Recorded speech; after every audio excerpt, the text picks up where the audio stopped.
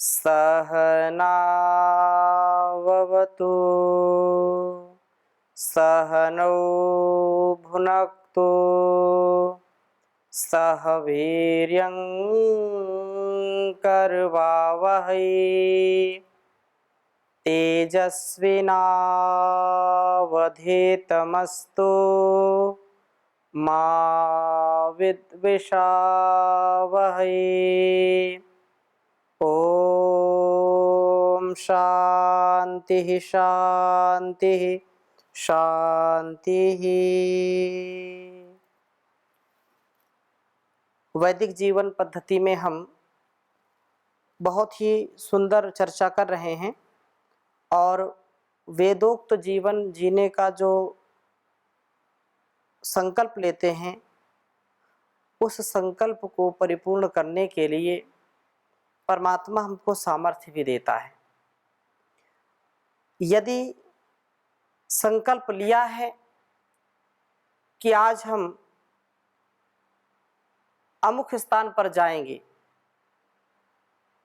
तो उसके लिए हम कदम भी बढ़ाते हैं। कदम बढ़ाएंगे तो मंजिल भी मिलेगी। जब तक संकल्प नहीं लेंगे तब तक हम उस कार्य में प्रवृत्त नहीं होते हैं। कार्य की प्रवृत्ति हमारे लिए अत्यंत महनीय है। कार्य में रुचि हो, उस कर्म में रुचि हो, तब जाकर के जीवन हमारा उस कार्य के लिए, उस कर्म के लिए समर्पित होता है। माता पिता अपनी संतानों का भरण पोषण करते हैं क्योंकि उनका एक लक्ष्य है कि अपने इस संतान को बड़ा करना है, बड़ा बनाना है, विद्वान बनाना है, बुद्धिमान बनाना है, शक्तिमान बनाना है। अनेक अनेक उनके अरमान होते हैं, उनकी इच्छाएं होती हैं अपनी संतानों के प्रति। ऐसे ही जब हम ईश्वर की आज्ञा के अनुरूप कार्य करते हैं, उसके अनुकूल आचरण करते हैं, वेद के अनुकूल आचरण करते हैं, तो इसके प्रति श्रद्धा भी होती है। और श्रद्धा के साथ साथ जब हम निस्वार्थ भावना से कर्म करने का पुरुषार्थ करते हैं तो हमारे लिए जो हम चाहते हैं, संसार के लिए जो हम चाहते हैं, वह निसंदेह हमको प्राप्त होता है। हर ओर से हमारा विकास होता है। हम कभी भी निराश हताश नहीं होते हैं। विकास और सब प्रकार से आयास प्रयास जो हमारे होते हैं वो उत्तमता के ही होते हैं। तो बहुत ही सुंदर वेद मंत्र आज हम पढ़ेंगे। मधुर जीवन 184 सूक्त, पहले मंडल का ऋग्वेद हम जो पढ़ रहे हैं, ऋग्वेद के पहले मंडल के 184वें सूक्त के चौथे मंत्र को आपके समक्ष में रखूंगा। पहले लिखता हूं फिर चर्चा करता हूं इसकी।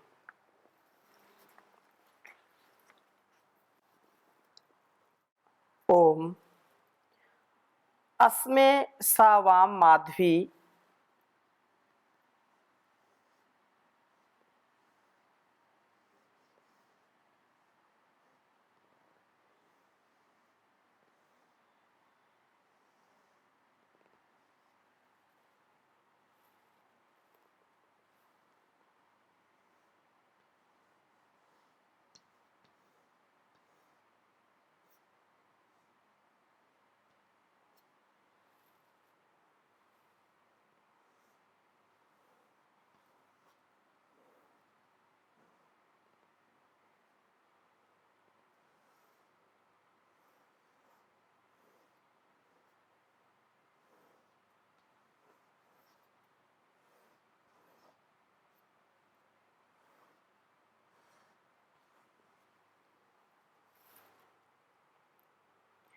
रातिरस्तु स्तोमम।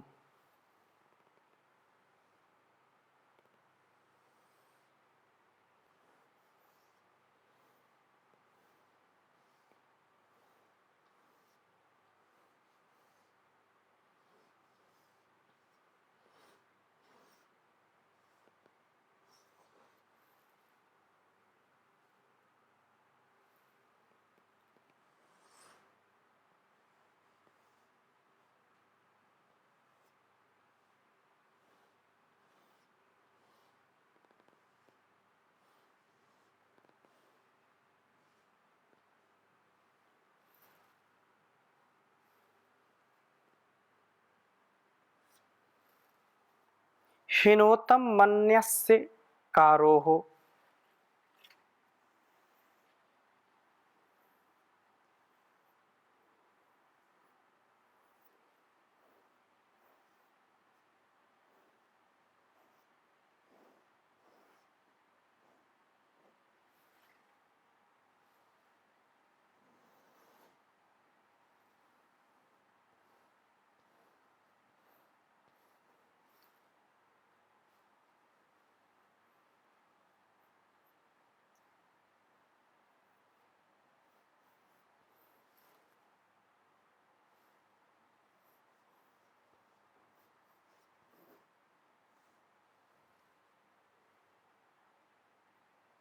हिनोतम मान्यस्य कारोः।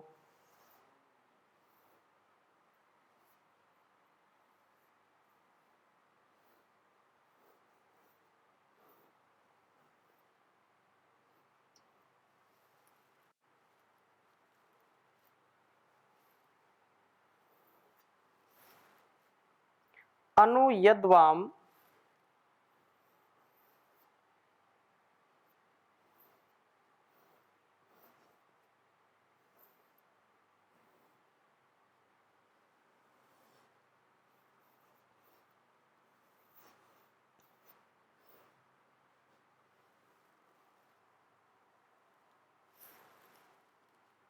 श्रवस्या।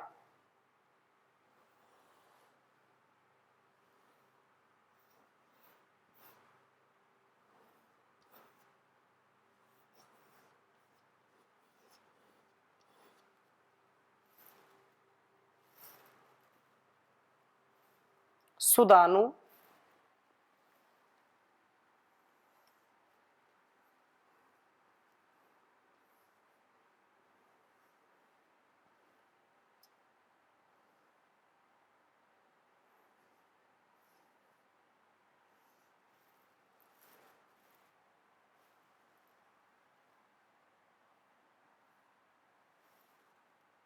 सुवीर्याय।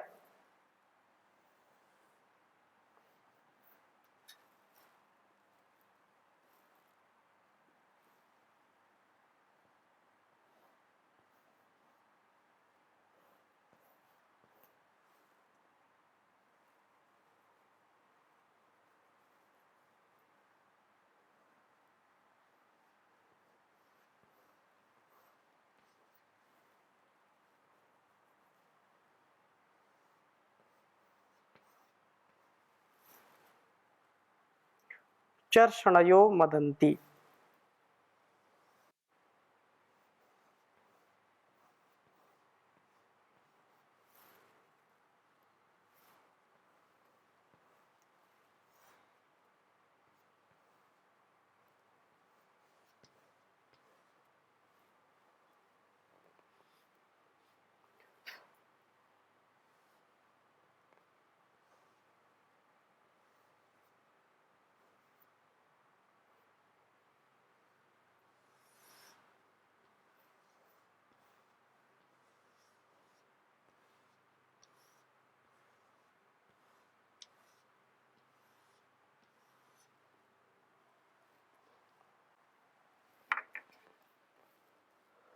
ओम अस्मे सवाम माधवी रातिरस्तो स्तोमम हिनोतम मान्यस्य कारोः।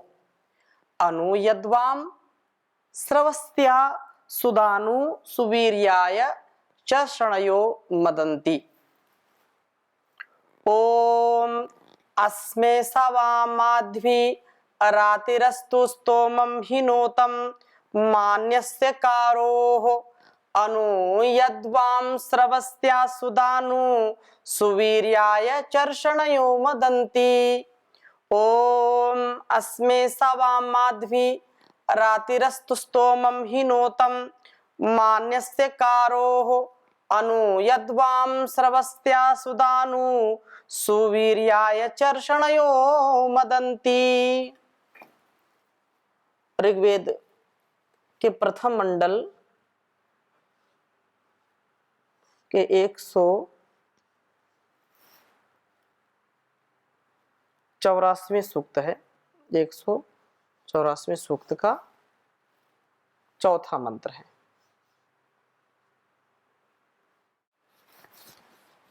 वेद मंत्र का भाव समझने का प्रयास करते हैं। मधुरता से युक्त जीवन सब चाहते हैं, कोई भी नीरस जीवन नहीं चाहता कि किसी के जीवन में नीरसता हो।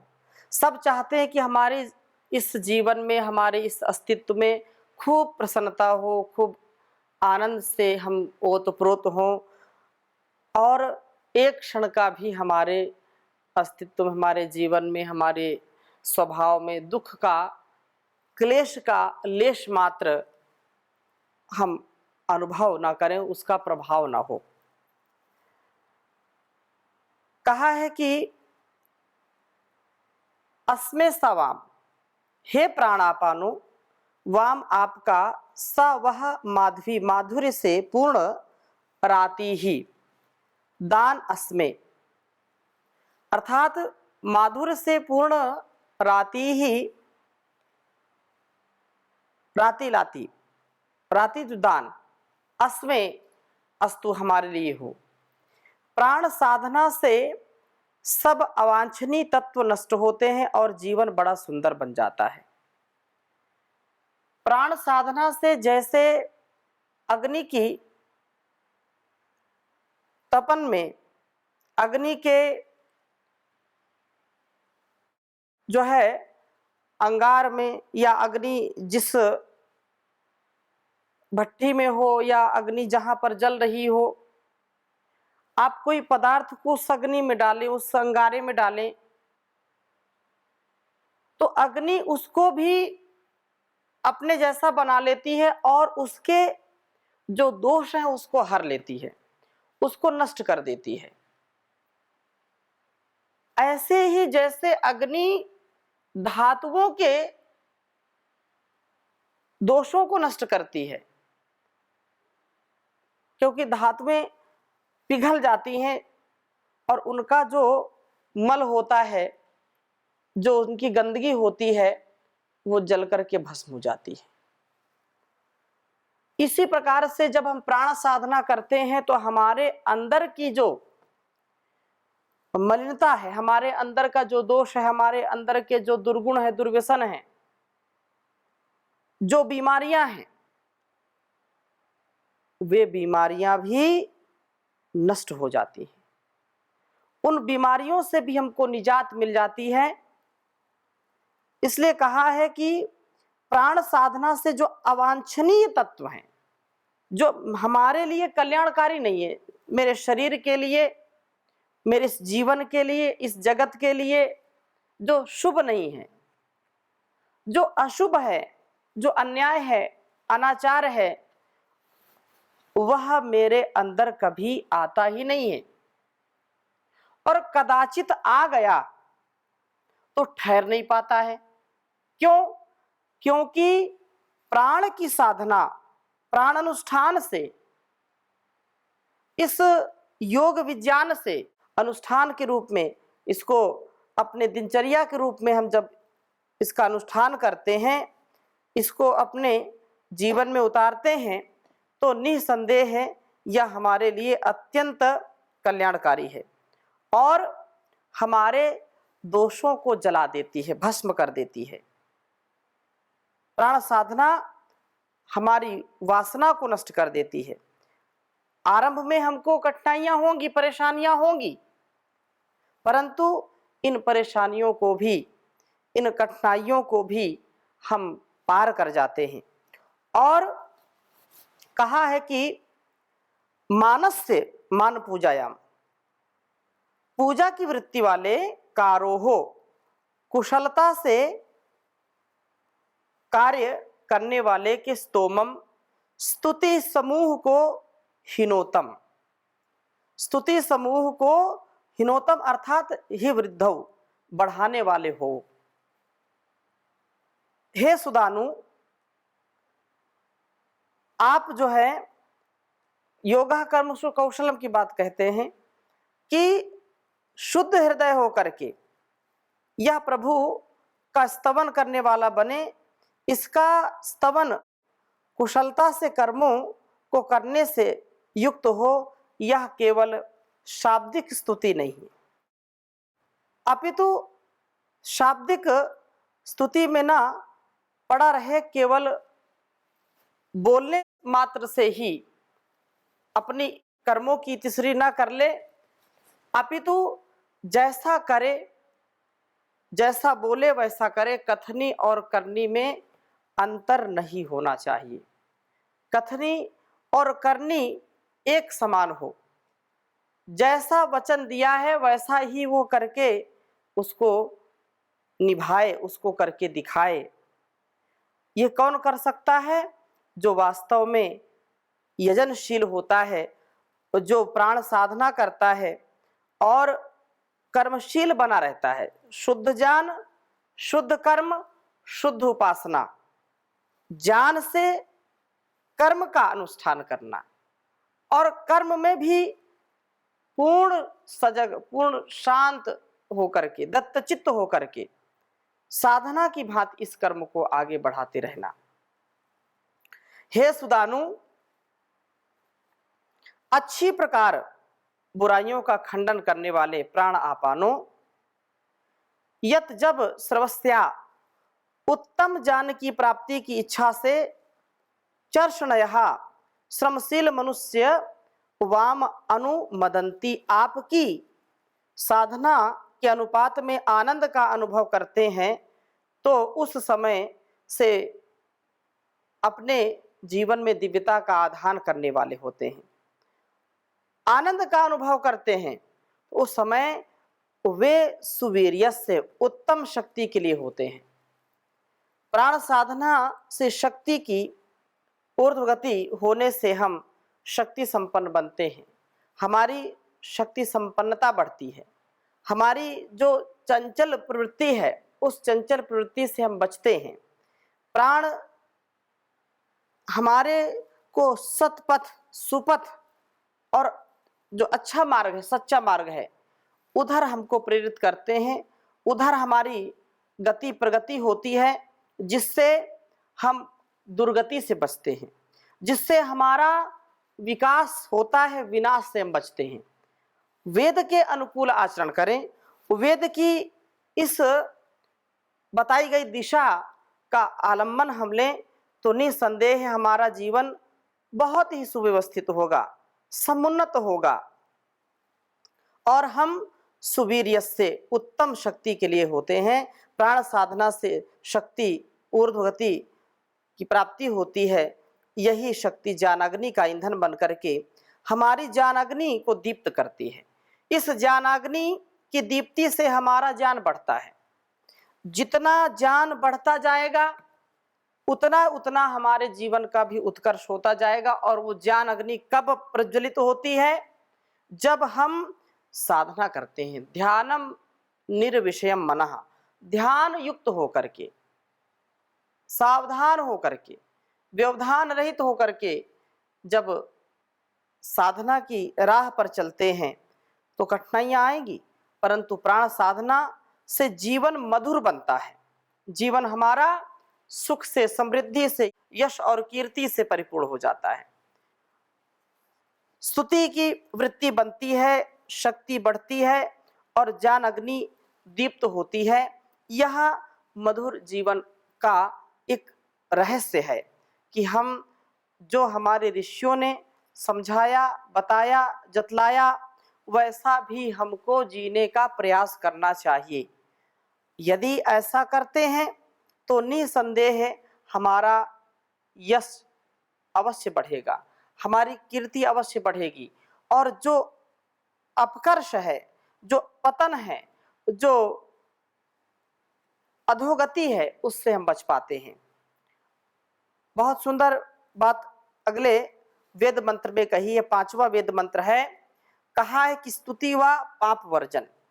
ओम एषावाम स्तोमो अश्विनावावकारी माने भिर्मघवाना सुविक्ति यातम वर्ति तनयायत्ने चागस्ते नास्त्या मदंता। ओम एषावाम स्तोमो अश्विनावकारी माने भिर्मघवाना सुविक्ति यातम वर्तिस्तनयाय तन्मे चागस्ते ना सत्या मदंता। हे अश्विनौ, प्राण आपानो, मघवाना, आप सब ऐश्वर्यों के देने वाले हैं और सब ऐश्वर्यों से युक्त हैं। आप सब प्रकार के ऐश्वर्य वाले हैं। शरीर के सब कोशों को उस ऐश्वर्य से आप ही परिपूर्ण करते हो। और माने भी पूजा की वृत्ति वाले पुरुषों से यह वाम आपका स्तोमहा, स्तवन सुवृत्ति, सुष्ठु पाप वर्जनम यथा भवति तथा। कहा कि पाप वर्जन पूर्वक अकारी किया जाता है। वस्तुतः प्राणों के स्तवन से पाप वृत्ति नष्ट होती है। नासत्या, सब असत्यों से रहित प्राण आपानो, आप अगस्त्य कुटिलता से दूर रहने वाले इस अगस्त्य में मदनता, हर्ष का अनुभव करते हुए वर्तियातम, इस शरीर गृह को प्राप्त हो, इसलिए प्राप्त हो कि तनयाय, शक्तियों का विस्तार हो सके, च तथा मने आत्मदर्शन से हम परिपूर्ण हो सके, आत्मदर्शन हो सके हमको, हम आत्म विमुख ना हो, आत्म प्रतिकूल आचरण ना करें, आत्म अनुकूल आचरण करने वाले बने।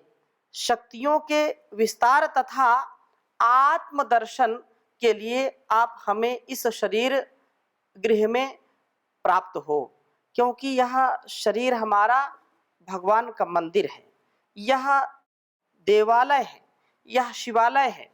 और इस मन मंदिर में उस परमात्मा का दर्शन हम कर पाएं, अपने अच्छे सच्चे गुण कर्म स्वभाव को अपना पाएं, बाहर के जो क्षणिक सुख हैं उन सुखों की कामना न करके, उन तुच्छ सुखों की याचना न करके, उस परमात्मा की हम हर पल हर क्षण उपासना करें।